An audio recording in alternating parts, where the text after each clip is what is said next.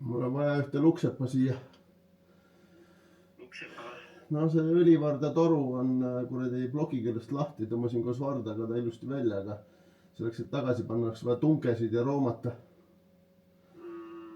Okei, ma siis saadan Magnuse ilmselt. Täitsa pekkis nagu, ei saa aru. Ja see on, selle koha pealt on ta lekkinud ka, see tähendab seda, et see toru on lihtsalt nagu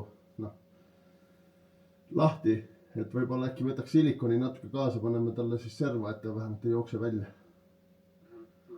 Aitäh. Ahoi! No nii, Dünost tagasi. Ja nüüd on auto, mida pole mina ennem näinud. Et põhimõtteliselt, ma saan aru, et ehitati Tartus ja omanik sõitis sellega siia. Holly Sniper 2 on siin peale pandud. Tegemist on siis Dodge Chargeriga 1966 väljalase, üsna vana. Ja nüüd on ta siin Dünos. Põhimõtteliselt mootor näeb välja selline. Auto käivitus. Sõitis siia, oli väike, selline lihtne baasseade oli peal, süütenurk oli fikseeritud. Ja nüüd minu asi on siis panna see auto häälde sõitma nii, nagu ta sõitma peab.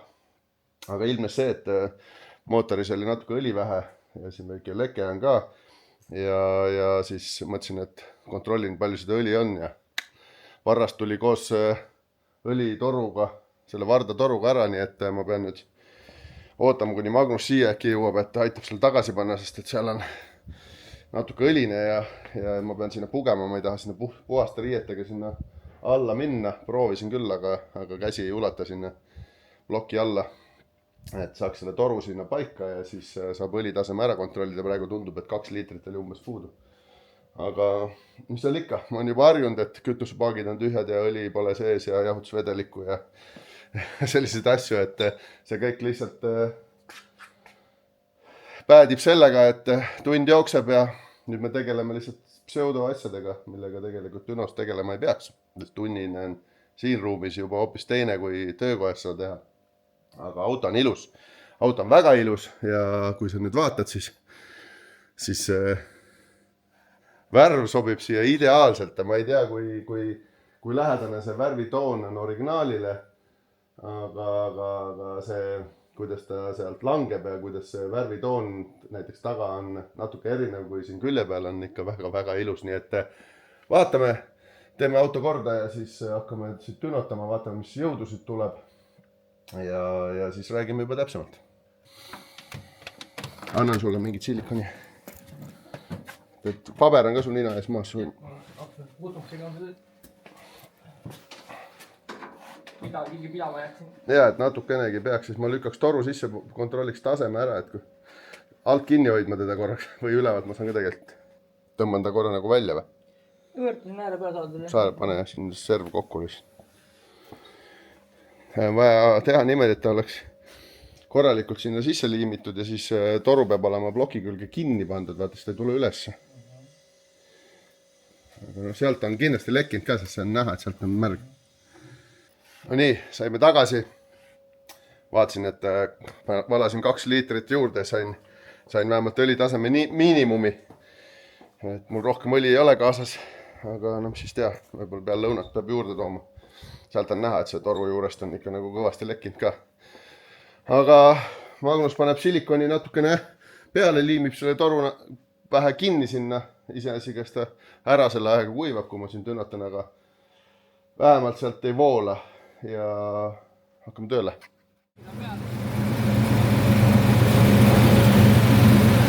Enam praegu ei tossa vaata. Pean natuke kuumutama.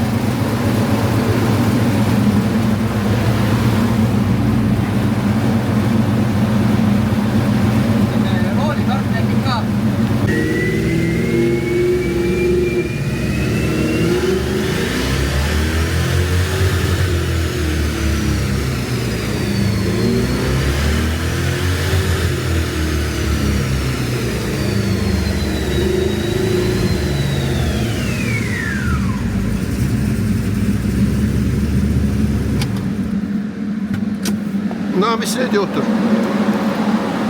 Hea tulubki oli. on midagi täitsa nagu. Oh, perse küll, rais. Panen 2 korda gaasi ja ongi perses. Jälle dünopäev tuksis. Koju minek, jah? Saadu, miks ei või ükski auto tulla, rais, normaalselt dünosse täiesti perses nagu iga kord, rais. Põhimõtteliselt mu kõik viimased autod tulevad. Peale panen gaasi, tossavad, suitsevad ja viskavad õli ja kuradi möllu ja. Jumala pekkis näis. Sealt ülevalt lekib sisse lase. Kuskil. Sealt alt, jah. Poldi vahet tundub. No see tuleb vaata Boldi august täpselt, vaata. Mullitab.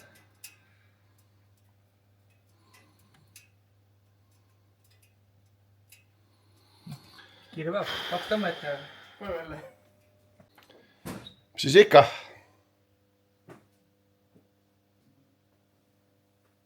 Olla kurb või vihastada, kurat seda teab. Igal juhul ilmselt peab midagi natuke muutma meie düno planeerimises.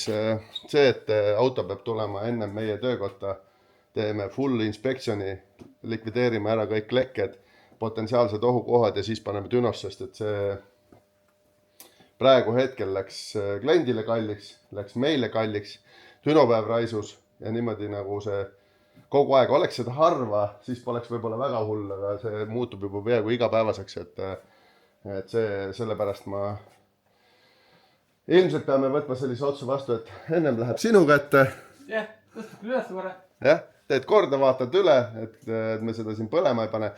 Tegelikult hea oli, et Magnus oli veel siin, sest et ma panin korraks 200-ni ja juba igast august suitsu tuli õli pritsis, aga ma ei näinud seda kohe, sest mina vaatan ju arvuti ekraani ja tema hakkas kisama, et aitab stopp nagu. Et selles mõttes, et ma pean selliste autodega põhimõtteliselt hoidma siin palgal meest, kes valvab, et kuskilt midagi ära ei lenda ja põlema ei lähe. Nii et, aga mis seal ikka? Näeme siis, kui auto on tagasi dünos ja vaatame siis, mis siis tulemuseks tuleb. Ma sain nii palju, ma sain teha, et ma sain mingisuguse baasi tehtud normaalse, mingisugusegi baasi, aga noh, seda testida ei õnnestunud, nii et näeme jälle. Aeg lendab võluväel ja nii unnaksti Saarseer dünos tagasi. Põhimõtteliselt oli siin, vist ma saan aru, 2 sihukest suuremat õlileket. Need tehti korda. Roolikarbi leke muidugi jääb alles, sest et sellega ei ole midagi teha, seal tuleb roolikarp vahetada. Aga nüüd on ilus kuiv. Praegu ma vaatan, tipp-top tundub kõik ja nüüd siis hakkan kohe gräunutama, vaatame, kas saame esimest korda siis ka koormus all panna ja mingi seadetehas ei valmis, nii et praegu veel ilmad on ilusad ja omanik saab vähe veel sõita ka, nii et ei ole, et talv tuli peale ja ootame uut aastat, aga hakkame pihta ja vaatame, mis siit välja võlub.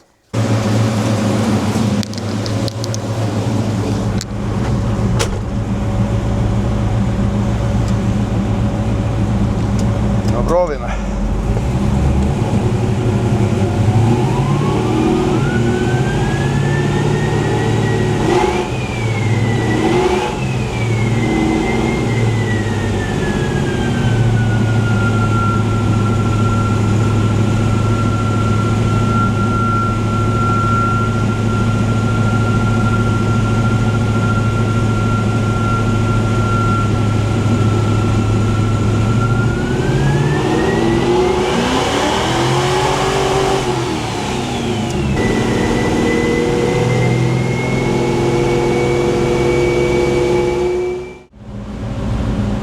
Koormuse all on kütusesegud ja kõik asjad paigas.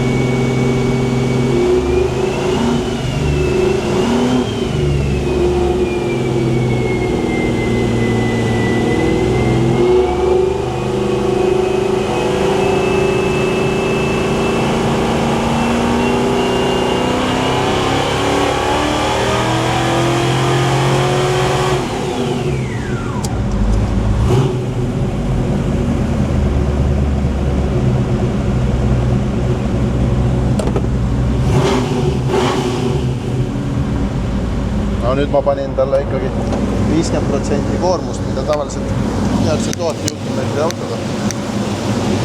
Kõik lõhkab.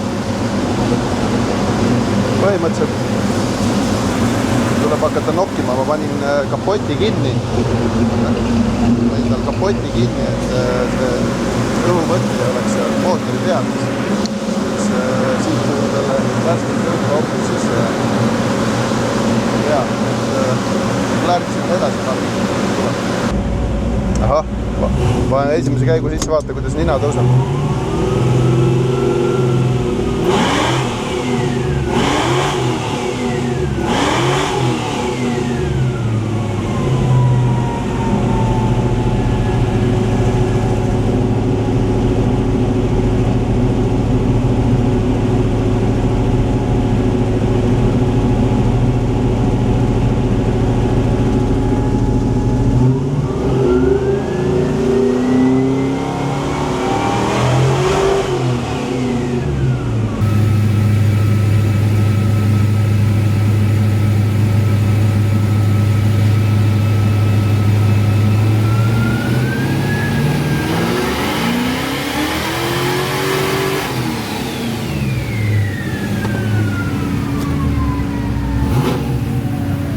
Uskumatu kui palav. Vaat siia nüüd. Ma tegin siis süütetabeli ilusaks. Vaatame siis kütusetabelit. See on ilus. 3D tabel näeb ilus välja. Ja korrektsioonid on seal 1-2% täpsusega, nii et selles mõttes ma olen väga rahul. Pööret ma hoian 850 pööret. Tundub, et see talle kõige rohkem meeldib. Proovisin alla, proovisin ülesse. No, tundub, et see 850 on see koht, kus ta käib väga hästi. Tempi hoiab, õlirõhk on olemas. Ja räägime nüüd jõust ka. Tegin siis 330 ratast, 350 mootorist ütleb ja 600 Newtonmeetrit. Ja ajasin siis segu. Midagi siit alt muidugi näeb. Tal meeldis selline 12.6, 12.5 segu. Proovisin lahjemaks, jõudu ei tee, proovisin rikkamaks, jõudu ei tee, see on selline magus koht, mis talle sobib. Ja süütenurk, mis seal ennem oli 36 kraadi, muutus nüüd siis jämedalt öeldes 26 peale, nii et 27 peale, seal üleval koormus all. Ja see tundub ka, et see sai ka magus, et iseenesest proovisin ka seal kõrgemaks minna, aga no 0 jõudu tekib juurde ja risk, et detoneerima läheb, on kindlasti suurem. Ja üleval pöördes siis ennem piire, et seal peale 5000 hakkab VE mootori efektiivsus kõvasti langema ja siis kukub ka kütuse soov. Ja seal kukub siis põhimõtteliselt 100 pealt kukub siis 80 peale hästi järsku. See näitab ka, et ta seal üleval otsas rohkem ei tooda ja enne piire, et siis seal on ka näha, et ta järsku kukub, kuigi sinna 5200-ni veab nagu püstloodis, et see on hea märk. Ja kui mootorehitaja ütles, et see mootor käib 5600, siis nii ma panin ja sinnamaani ta ka enam-vähem toodab, nii et nüüd läheme tänavale, vaatame, kuidas tänaval ka sõidab ja siis saab juba kliendile kätte anda. No tegelikult käib ikka vägevalt edasi ju.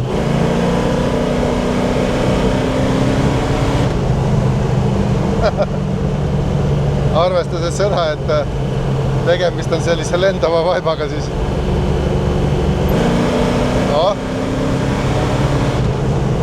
pole paha. Ma arvan, et vaatan veel logid üle ja ma arvan, et võib täitsa kätte anda. Kahju ma pean aknad lahti hoidma, see müra on päris suur, et siin see soojakraani nupp on puudu ja ma ei saa teda jahedamaks keerata. Ainukene võimalus on aknaid lahti hoida. Aga ma loodan, et te kuulete. Mikrofon on külles. Teie pange subscribe, like ja näeme jälle järgmiste autodega.